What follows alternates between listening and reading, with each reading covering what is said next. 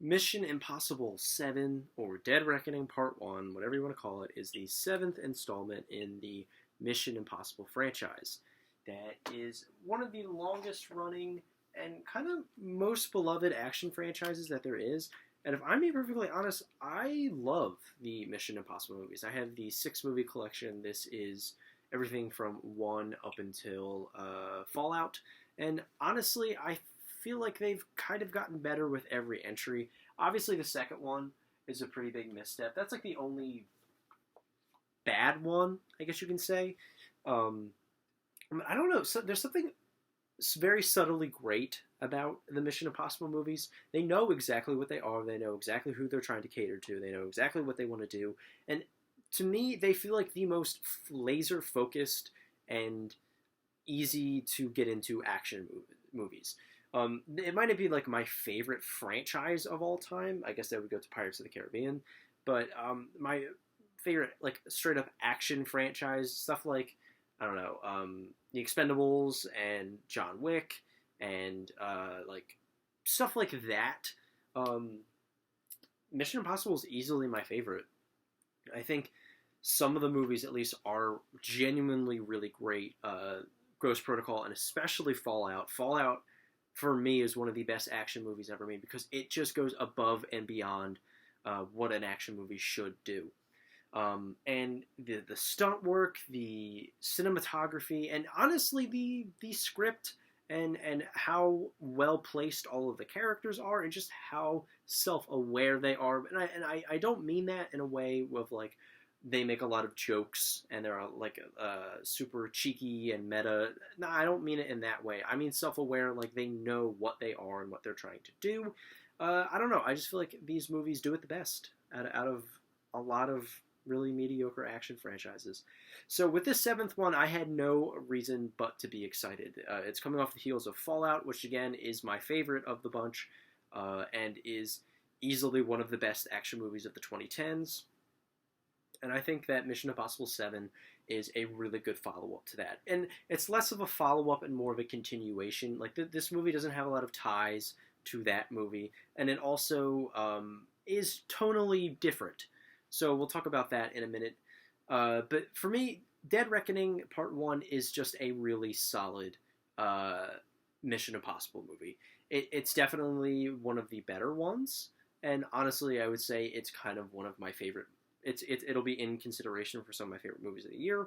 But don't go into this expecting it to be another Fallout. Like, that movie completely reinvigorated everybody's interest in the franchise and all that good stuff. It doesn't quite reach that height, but one, it didn't need to, and two, it's a very different movie than that.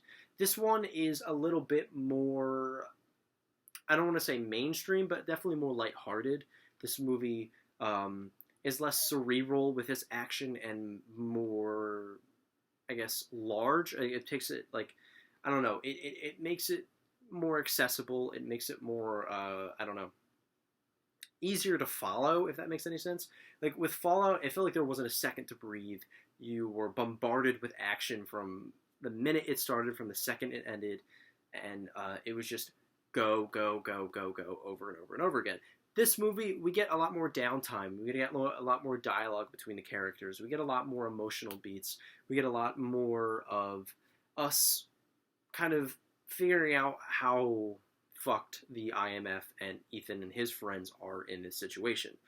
And a lot of people are not liking the movie as much because of that. They're saying there is too much dialogue. There is too many talking sequences. There's too much conversation in this movie. And I never felt that way. I felt like it was very necessary. I felt like the dialogue was pretty well written for, a Mission Impossible movie. I felt like it got that message across for me. It checked off that box. It did that pretty well. And yes, while I definitely prefer the action sequences in these movies, they do tell an interesting enough story. Like, again, it's nothing groundbreaking. It's nothing that's going to win an Oscar or, really even wants to. But it does its job very well for the kind of movie that it is. And Tom Cruise, again, say what you will about him, he is a phenomenal action star, and he did a very, very good job in this thing.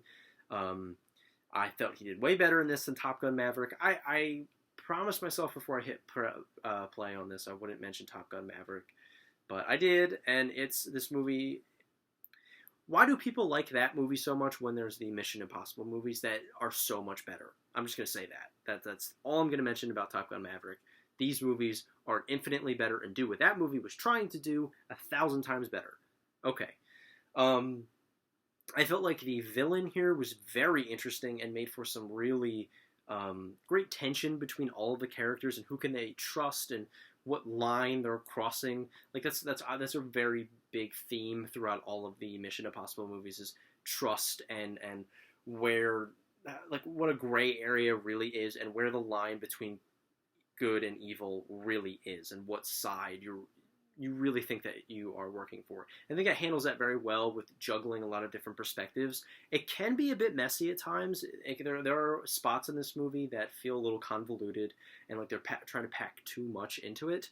But that's like one of my only few criticisms for this thing. I felt like it represented the series' core values pretty well. And the action sequences, I mean, come on. Of course they're incredible. Christopher McQuarrie just knows how to make Mission Impossible movies. He's very, very good at it, and he absolutely knocked it out of the park with this movie. Once again, like it completely delivered on what I wanted it to deliver on. If that makes any sense, like it very much did its job as a Mission Impossible movie, keeping me endlessly entertained, keeping the story fun and lighthearted, but still being pretty well written. Great direction, very good action sequences, a really good performance from Tom Cruise, a pretty good villain. There's a specific sequence while they're all in a nightclub that is fantastic. I don't know why all of our great action sequences are coming from nightclubs all of a sudden. I don't know. It's becoming like a reoccurring trend for some reason. I just like picked up on that, but whatever. It was really, really good. And there's a scene where they're all talking and it was just very well written, very tense, and I really like that sequence. So wrapping things up, Dead Reckoning Part 1 is a very, very good Mission Impossible movie. It's not going to blow you away with storytelling or thematic elements or any stuff like that, but I feel like most people going into this movie will know that, and this will meet their expectations as a Mission Impossible movie. It was very, very solid. I ended up really, really loving it towards the end. And I don't know. I just really like the Mission Impossible movies. I think they have a certain quality to them that I'm really drawn to. So, yeah, there you go. I'm going to give Mission Impossible Dead Reckoning Part 1 a pretty light A-. This is definitely up there for some of my favorite movies of the year. And again, things are starting to turn around. I know I just made a video a couple days ago about a couple movies I really hated, but I don't know, this movie and like a couple other releases, hopefully Barbie and Oppenheimer won't disappoint. I don't think they will. But we're starting, 2023 is starting to kick into gear, and this is another example of why. So let me know what you guys thought of this movie in the comments down below. Have you seen it? Are you excited for it? And if you are so kind, why don't you leave your ranking of the Mission Impossible movies in the comments below. I'll make sure to include my ranking down there, including Dead Reckoning. So yeah, let me know what your guys' thoughts are in the comments, and I will see you with the next review.